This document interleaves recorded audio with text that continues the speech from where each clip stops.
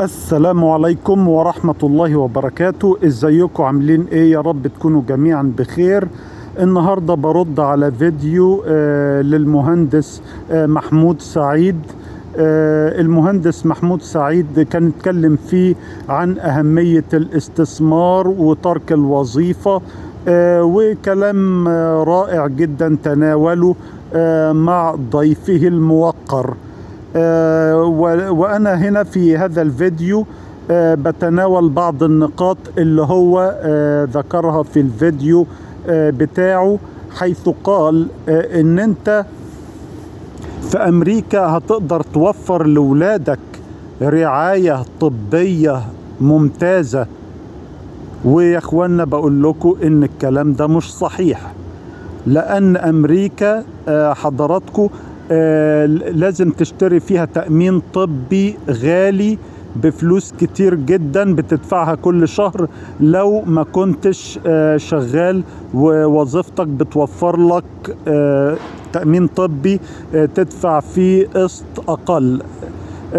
فحضراتكم عشرات الآلاف بل مئات الآلاف من الناس في أمريكا كل سنة بتشهر إفلاسها بسبب فاتورة العلاج في المستشفى. وأتحدى محمود سعيد إنه ينفي إن ده ما بيحصلش. فده بالنسبة للرعاية الصحية. قال وإن أمريكا هتوفر لولادك تعليم كويس. حضراتكم طبعا بالنسبة للتعليم الكويس في مدارس وحشة، في مدارس مستواها متدني في أمريكا وفي مدارس مستواها كويس. وهو نفسه قال في إحدى فيديوهاته السابقة إن التعليم في المدارس حتى الجامعات مش ببلاش، لأن أنت بتدفع فلوس عالية جدا في الضريبة العقارية في المنطقة اللي فيها مدارس ذات مستوى جيد. هو نفسه محمود سعيد قال الكلام ده في فيديو سابق حضراتكم. فارجعوا للفيديو اللي قال فيه الكلام ده. هتلاقوا ان المنطقة اللي ضرائب العقار فيها اقل مستوى المدارس فيها اقل، لكن المناطق اللي مستوى المدارس فيها كويس هتلاقي الضريبة العقارية فيها عالية جدا. ده الكلام ده باعترافه هو نفسه محمود سعيد. تيجي تروح طبعا تيجي تروح الجامعة. الجامعة بتقول ايه؟ بناخد بالسكور او بالمجموع اللي انت عملته في الامتحان اللي هو على مستوى امريكا ككل، لان طبعا هم عارفين ان مستوى المدارس في امريكا في مدارس فعلا انت لازم تعمل فيها مجهود عشان تنجح وتاخد الثانوية العامة. مدارس تانية انت بتتخرج منها لو انت اكتفيت بعدم ضرب المدرس. فحضراتكم مدارس ومدارس. نيجي للجامعات.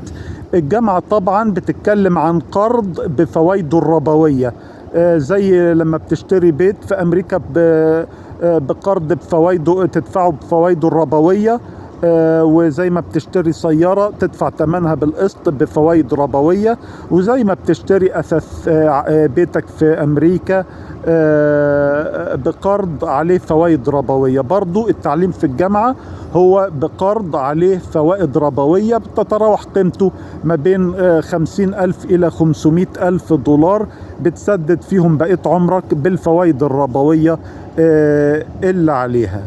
نيجي انه قال ان مفيش فساد ومفيش رشوة في امريكا. هو حضراتكم في امريكا ترتيبها 24 في الدول الاقل فسادا في العالم، وده ترتيب يا اخوانا اقر ان هو ترتيب كويس، ولكن هو لا ينفي ان في رشوة ولا ينفي ان في فساد. اما عن الواسطة ففي واسطة. واقول لحضراتكم انا شخصيا قابلت واحدة اشتغلت ككيميائية رغم انها كانت جاية من بلدها كل اللي معاها ابتدائية، بس لانها تعرف واحدة شغالة في مصنع حضراتكم، فعشان كده جرتها وراها وعلمتها الشغل، فبقت كيميائية من غير ما يكون معاها بكالوريوس علوم.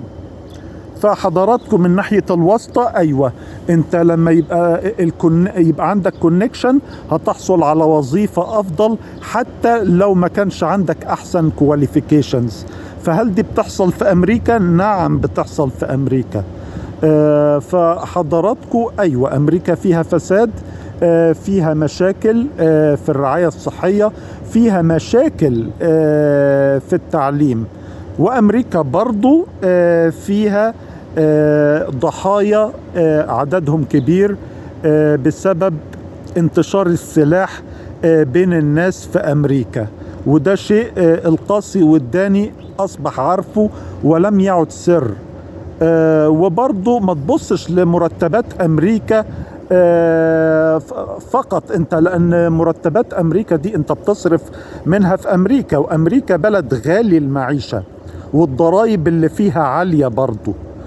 فالضرائب عالية وكلها في المعيشة برضو عالية، واجراءات الحصول على الجنسية الامريكية واجراءات الهجرة برضو ما هياش مريحة، هي محفوفة بمتاعب ومشقة. ما بقولش انها مستحيلة، ولكن في تعب ومشقة. ولما بتيجي بقى امريكا انت بتشتغل وطبعا بتبقى يعني ايه منعزل، يعني بيبقى في انعزال عن الناس، حياتك كلها في الشغل والناس مشغولة.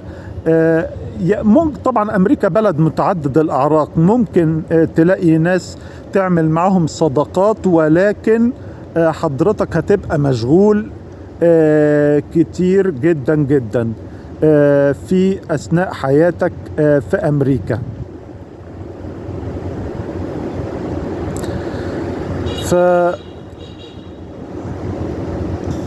لما بنتكلم عن الهجرة لأمريكا، أنا مش هنا يا جماعة قصد أضلمها في وشكم لا سمح الله، ولكن أنا اللي أنا أقصد أتكلم عنه إن الموضوع يا أخوانا مش هيكون وردي كما قد يصور لك البعض.